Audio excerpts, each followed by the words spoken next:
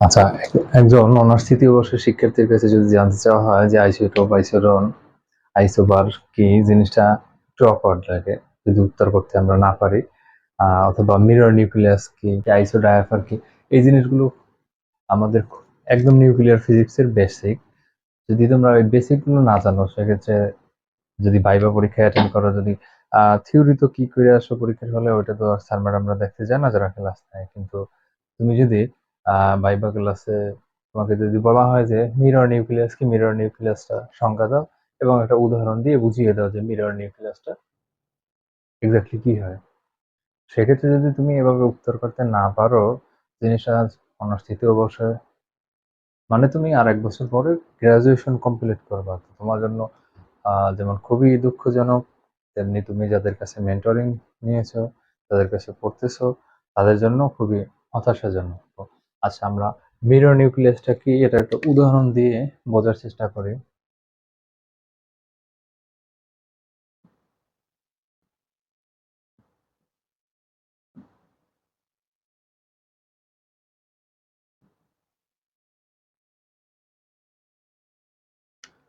আমার কাছে যারা পড়ো তাদের জন্য এই যে ভাইবা বলো, ভাইবা পর্যন্ত তোমাদেরকে সাপোর্ট দেওয়া থাকবে, যে ভাইবার প্রস্তুতি কিভাবে নিবা, ল্যাব কিভাবে করবা, কি কি ল্যাব থাকবে, ল্যাবের কোশ্চেন অনুযায়ী আমরা থিওরিটিক্যাল ক্লাসগুলো নিব।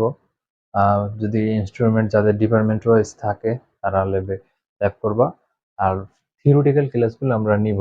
আচ্ছা, মিরর নিউক্লিয়াসের ক্ষেত্রে আমাদেরকে এক জোড়া নিতে হবে নিউক্লিয়াস, এক জোড়া নিউক্লিয়াস বিবেচনা করতে হবে।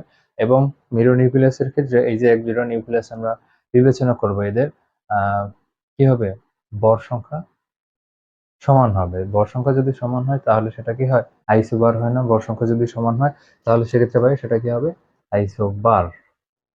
এই যে এক জোড়া নিউক্লিয়াস আমরা বিবেচনা করব, এর একটা নিউটন সংখ্যা অন্যটার প্রোটন সংখ্যার সমান হবে, আবার অপরটির নিউটন সংখ্যা প্রথমটার প্রোটন সংখ্যার সমান হবে। একটা যেমন একটা নিউটন, অন্যটার প্রোটন দিয়ে আমরা এটাকে বিবেচনা করি, তো এটা এই অপোজিট সাইডে কি হবে, এটা যদি নিউটন হয় এটা হবে প্রোটন, এটা নিউটন হলে এটা হবে প্রোটন, এরকম বিবেচনা করতে হবে।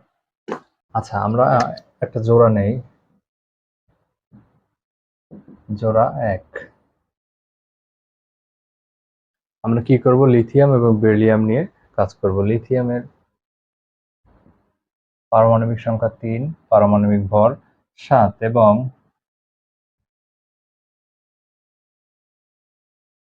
বেরিলিয়ামের পারমাণবিক সংখ্যা কত, 4 এবং 7। তার মানে আমরা এখানে এই জোড়া নিউক্লিয়াসে আমরা কি দেখতে পাচ্ছি, যে এখানে পারমাণবিক সংখ্যা ভিন্ন কিন্তু ভর সংখ্যা একই আছে। আচ্ছা, আমরা এখানে প্রোটন সংখ্যা কয়টা জানি, প্রোটন সংখ্যা জানি 3। এটার ক্ষেত্রে প্রোটন সংখ্যা পাচ্ছি কত, 4। প্রোটন সংখ্যাই তো পারমাণবিক সংখ্যা, তাই না? তো এখানে প্রোটন সংখ্যা পাচ্ছি 3, প্রোটন সংখ্যা বেরিলিয়ামের ক্ষেত্রে পাচ্ছি কত, 4। আচ্ছা, এখন নিউটন সংখ্যা যদি আমরা নির্ণয় করতে যাই, নিউটন সংখ্যা নির্ণয় করার জন্য আমাদের সূত্র হচ্ছে পারমাণবিক বা ভর সংখ্যা মাইনাস প্রোটন সংখ্যা। এখানে ভর সংখ্যা দেয়া আছে কত,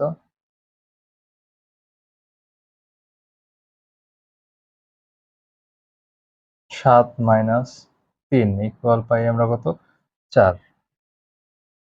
এটা এটা হচ্ছে নিউটন সংখ্যার মান। আর এটা লিথিয়ামের ক্ষেত্রে নিউটন সংখ্যা কত পাইছি ভাই, আমরা 4 পাইছি। আর এখানে আসো বেরিলিয়ামের ক্ষেত্রে আমরা কত পাই, বেরিলিয়ামের জন্য প্রোটন দেয়া পাইছি 4, নিউটন সংখ্যা ইকুয়াল এ মাইনাস পি। ঠিক আছে, এ হচ্ছে এখানে ভর সংখ্যা, পি হচ্ছে প্রোটন সংখ্যা।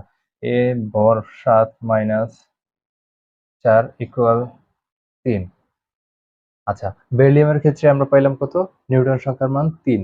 তার মানে এক জোড়া যদি আমরা নিউক্লিয়াস বিবেচনা করি, সেটার প্রোটন সংখ্যা, প্রথমটার প্রোটন সংখ্যা সমান হবে দ্বিতীয়টার নিউটন সংখ্যা, আর প্রথমটার নিউটন সংখ্যা সমান হবে, নিউটন সংখ্যা সমান হবে কি ভাইয়া, প্রোটন সংখ্যা সমান হবে, নিউটন সংখ্যা সমান হবে কি ভাইয়া, প্রোটন সংখ্যার সমান। তার মানে এক জোড়া নিউক্লিয়াস আমরা বিবেচনা করলাম লিথিয়াম বেরিলিয়াম, লিথিয়ামের প্রোটন সংখ্যা জানি আমরা 3, নিউটন সংখ্যা বের করছি 4, বেরিলিয়ামের জন্য আমরা প্রোটন সংখ্যা জানি কত ভাইয়া, 4, এবং নিউটন সংখ্যা আমরা পাইছি কত, 3। তো এটার কি প্রতিবিম্ব না? এই পুরোটা কি একটা প্রতিবিম্ব? আয়নায় যেরকম প্রতিবিম্ব আমরা দেখি, প্রতিবিম্বটা দেখে কি একটা অবস্থার বিপরীত দেখা যায় বা উল্টাও দেখা যায়। তার মানে এখানে আমরা দেখতে পাচ্ছি যে প্রোটনটা এটার নিউটনের সাথে মিল আছে এবং নিউটনটা এটা এই জোড়ার প্রোটনের সাথে মিল আছে। আচ্ছা, তোমাদের জন্য একটা হোমওয়ার্ক থাকবে জোড়া টু জোড়া টু এর জন্য আমরা দিচ্ছি কার্বন 13 6 এবং নাইট্রোজেন 7।